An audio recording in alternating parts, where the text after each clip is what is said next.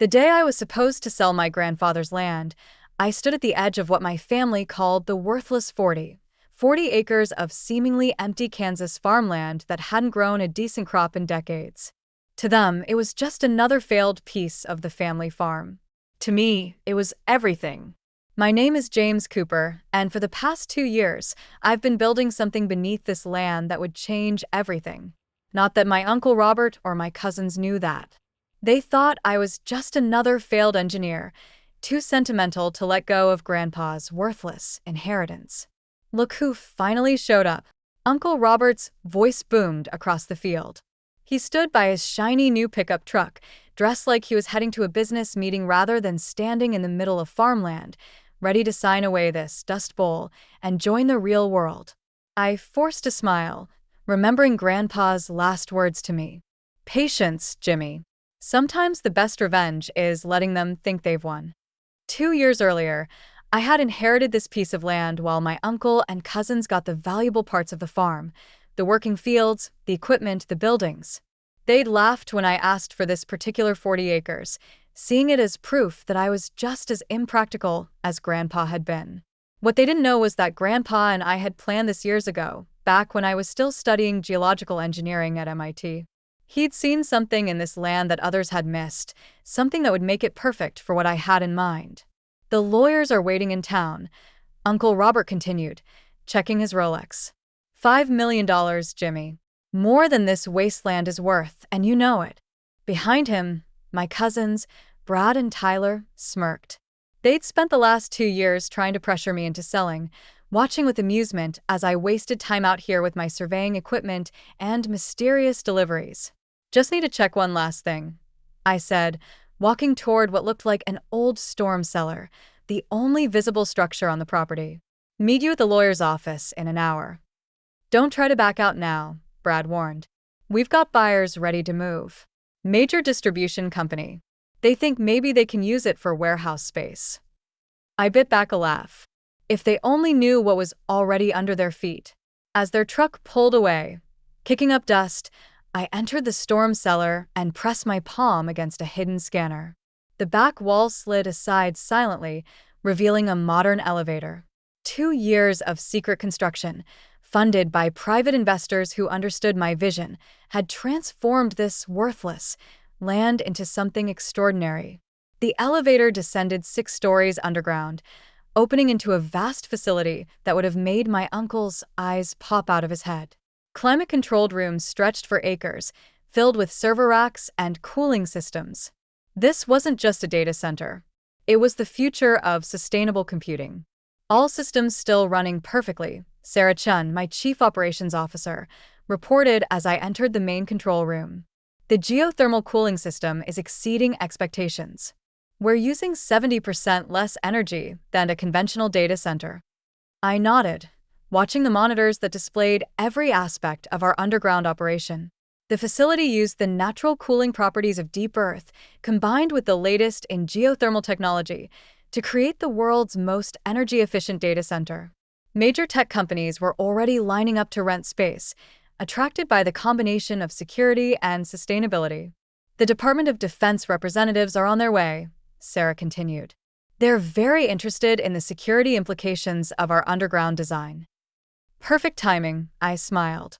How long until the property transfer triggers the public registration? About an hour after you sign. Everything's filed and ready. The moment they record the sale, our permits and licenses become public record. I checked my watch. The lawyers would be waiting, along with my uncle and cousins, eager to finally get their hands on what they thought was worthless land. They had no idea they were about to become the laughingstock of the business world. Has the press release been prepared? Sarah handed me a tablet. Ready to go.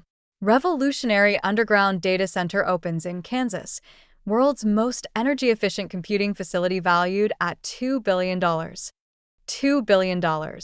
That's what analysts estimated the facility was worth, between the advanced technology, the perfect location, and the long-term contracts we'd already secured. My uncle was about to sell his rights to the surface land for $5 million, thinking he was taking advantage of my sentimentality. The elevator hummed as I returned to the surface. Through the high-tech security cameras, I watched my uncle's truck returning, probably wondering why I was late to the signing. "Where have you been?" he demanded as I approached the lawyer's office in town. "Don't tell me you're having second thoughts about selling this worthless piece of—" "Second thoughts." I cut him off, stepping inside. "Not at all. Let's get this done." The next hour was a blur of paperwork and signatures. My uncle and cousins could barely contain their glee as they watched me sign away what they thought was just empty land. The buyers, a shell company I created, were represented by proxy. Everything was handled through lawyers. "Well, that's that," Uncle Robert said as the final papers were signed. "Maybe now you can get a real job instead of playing around with your little surveys and experiments." I checked my phone. The property transfer had been recorded. Any minute now. Right on cue, every phone in the room started buzzing. News alerts, messages, emails, all sharing the same shocking announcement about the revolutionary underground facility that had just gone public. Uncle Robert's face turned white as he read the headlines. $2 billion. Billion. Turns out it wasn't so worthless after all, I said calmly. Amazing what you can build under Grandpa's land with 2 years and the right vision. By the way, you might want to turn on the business news. I hear they're doing a special report on the future of sustainable computing. Brad grabbed his phone, frantically scrolling. "This is impossible. We've been watching that land. There's nothing there." "Nothing you could see," I corrected. "But then, you never did look beyond the surface, did you? Too busy laughing at Grandpa's worthless inheritance to notice the geological surveys, the construction equipment, the power lines being laid." "You can't do this," Tyler sputtered. We just sold our rights. To the surface land, yes. For exactly what you thought it was worth." I smiled. "The underground facility? That belongs to Cooper Sustainable Technologies, my company.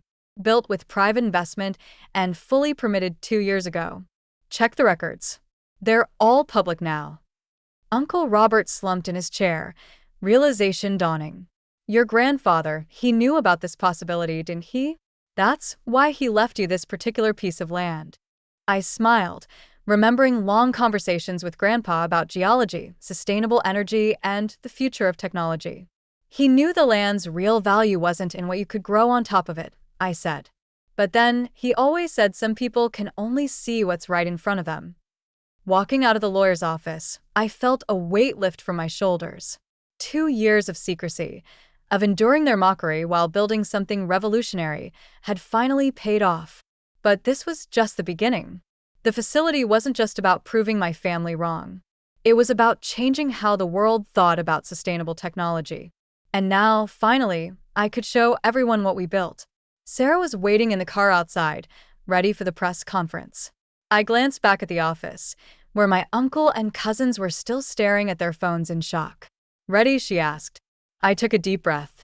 "It's time to show the world what you can build on worthless land." The press conference. The press conference was held right on the property, with hundreds of reporters gathered around what appeared to be nothing more than an old storm cellar in an empty field. News helicopters circled overhead, trying to spot any sign of the revolutionary facility that had suddenly appeared in their business alerts. "Ladies and gentlemen," I began, standing at a podium with Sarah beside me. "Welcome to the future of sustainable computing." As if on cue, the ground began to vibrate slightly. Behind me, sections of the earth slowly separated, revealing massive glass panels set into the ground. Through them, reporters could see the first level of our facility, a stunning array of servers and cooling systems, all bathed in soft blue light. "What you're seeing is just the surface, quite literally," I continued. "Cooper Sustainable Technologies has built the world's first underground geothermal data center, using the Earth's natural cooling properties to create the most energy-efficient computing facility ever designed." The crowd gasped as more panels opened, offering different views into the facility. Reporters frantically snapped photos while tech bloggers live-streamed everything. "But how did you keep this secret?" someone shouted. "This much construction." I smiled. "Sometimes, the best place to hide something is in plain sight." Every permit was filed legally. Every construction phase documented. We just let people see what they expected to see, a worthless piece of land where nothing interesting could possibly be happening. From the back of the crowd, I spotted Uncle Robert and my cousins. Their faces were a mix of shock and growing comprehension. They'd spent 2 years watching trucks come and go, seeing construction equipment at work, but had been so convinced the land was worthless that they'd never questioned what was really happening. Mr. Cooper, a reporter from the Wall Street Journal, stepped forward. Sources say you've already secured contracts with major tech companies and possibly the Department of Defense. Can you confirm? Before I could answer, a convoy of black SUVs pulled up. Men in suits emerged, led by General Sarah Matthews of the Pentagon's Cybersecurity Division. We can confirm that, the general announced, joining me at the podium. The Department of Defense has signed a 10-year contract with Cooper Sustainable Technologies. The facility's unique design offers unprecedented security advantages, and its sustainability metrics align perfectly with our green energy initiatives. The announcement sent shockwaves through the crowd. Pentagon contracts were the holy grail of tech infrastructure, nearly impossible to get, but guaranteed long-term stability once secured. The future of computing isn't just about processing power, I continued. It's about sustainability, security, and thinking differently about how we use our resources. Sometimes, what looks like worthless land to some people is actually the perfect foundation for innovation. After the press conference, as reporters were being given carefully controlled tours of the upper levels, Uncle Robert approached me. He'd lost his usual swagger, looking older and somehow deflated. "Jimmy," he said quietly, "your grandfather, he knew about this potential, didn't he? That's why he specifically left you this piece of land." I nodded. He understood the geology, the natural cooling properties of the limestone formations under the property. He knew it. It was perfect for what I wanted to build. But Grandpa also knew something else. "What's that?" Uncle Robert asked. "That you'd never see its value," I said. "You'd be focused on traditional farming, so sure the land was only good for what you could grow on it that you'd never look deeper."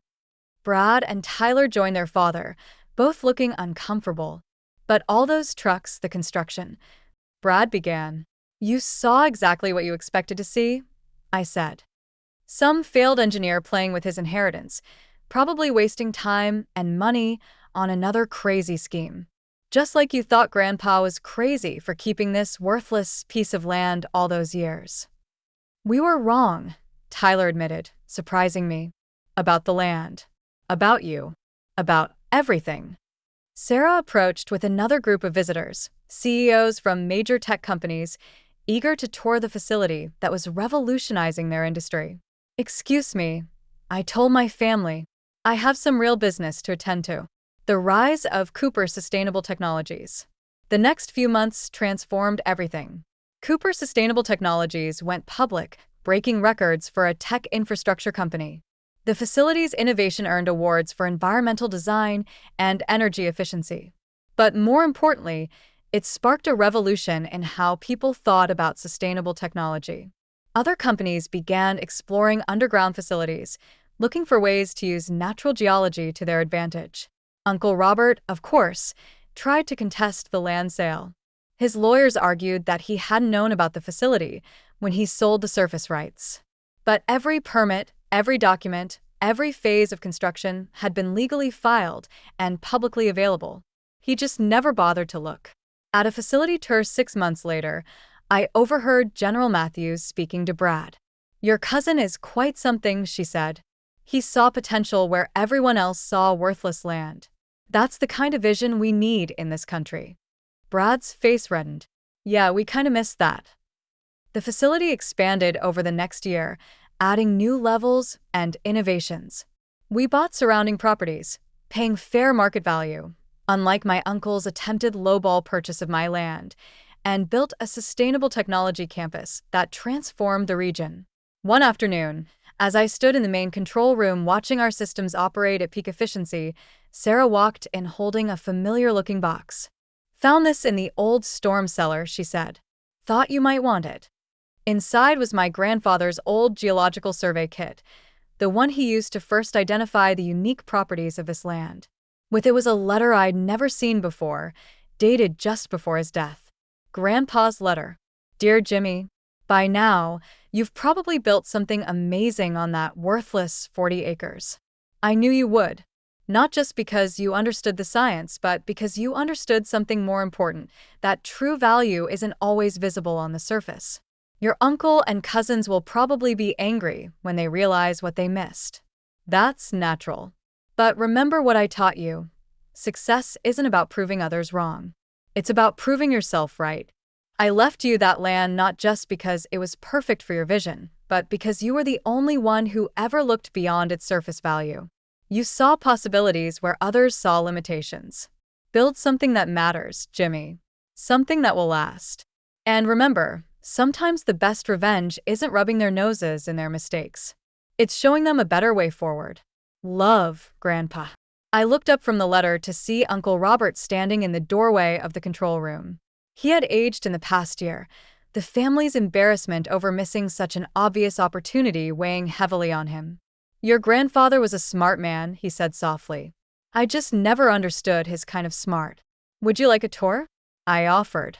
A real one this time, not just the parts we show the press. He nodded. For the next hour, I showed him everything, the innovative cooling systems, the geothermal generators, the security features that had impressed the Pentagon. For the first time, he actually listened. We were so wrong, he said finally, watching the servers hum efficiently in their underground home.